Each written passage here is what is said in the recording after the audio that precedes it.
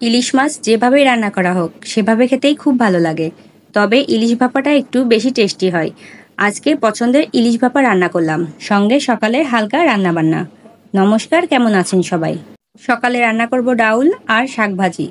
ডাউল সিদ্ধ বসিয়ে দিয়ে শাকগুলো ধুয়ে নিচ্ছি। শাক ধুতে আমার অনেকটাই বেশি টাইম লাগে, না হলে আমার মন মতো হয় না।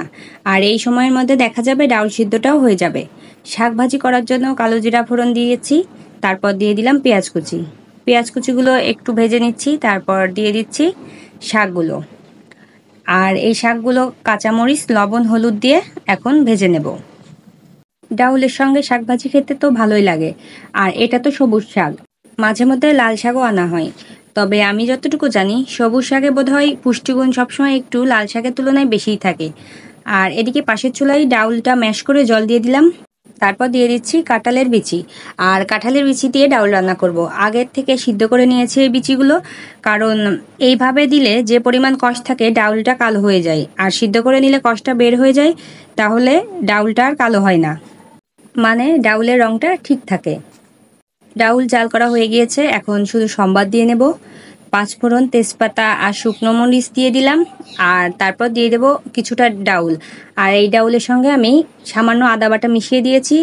আদা বাটা কিছুক্ষণ জাল না করলে আদার যে কাঁচা গন্ধটা থাকে সেটা যায় না, আর তাই কিছুক্ষণ জাল করে নিয়ে বাকি ডাউল দিয়ে দিলাম। এখন ডাউলটাও ফুটে উঠেছে, নামিয়ে নেব।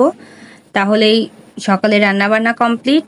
আর সকালে রান্নাটা শেষ করেই দুপুরের জন্য মাছ ভিজিয়ে নিচ্ছি। দুপুরে রান্না করব ইলিশ ভাপা। বেশিরভাগ দেখা যায় যে সর্ষে ইলিশ বা ইলিশ মাছের ঝোলই আমি বেশি রান্না করি। আজকে মনে হলো ইলিশ ভাপা তৈরি করি। সময় বেশি লাগে, আবার ঝামেলাটাও বেশি, তাই এভাবে খুব কমই রান্না করা হয়। তবে ঝামেলা হলেও এভাবে খেতে কিন্তু বেশ ভালো লাগে। মাছগুলো প্রথমে ভালোভাবে ধুয়ে নিয়েছি, যদিও ইলিশ মাছ বেশি ধোয়া লাগে না, স্বাদ নষ্ট হয়ে যায়, কিন্তু কম হলেও ধুতে তো হবেই। তারপর লবণ, হলুদ, সরিষা, জিরা, কাঁচামরিচ বাটা আর দিয়ে দিয়েছি সরিষার তেল।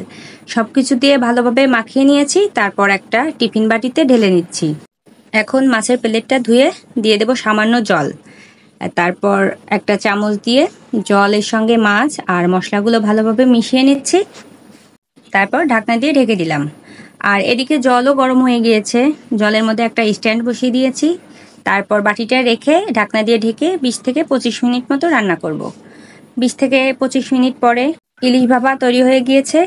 আর এখন আমি আলাদা একটা পাত্রে তুলে নেব। গরম ভাতের সঙ্গে খেতে তো এই ইলিশ ভাপাটা অসাধারণ লাগে। ভিডিওটি যদি ভালো লাগে অবশ্যই লাইক, কমেন্ট, শেয়ার করবেন। আর আজকে ভিডিওটি এখানেই শেষ করছি। সবাই ভালো থাকবেন, সুস্থ থাকবেন। সবাইকে টাটা, বাই বাই।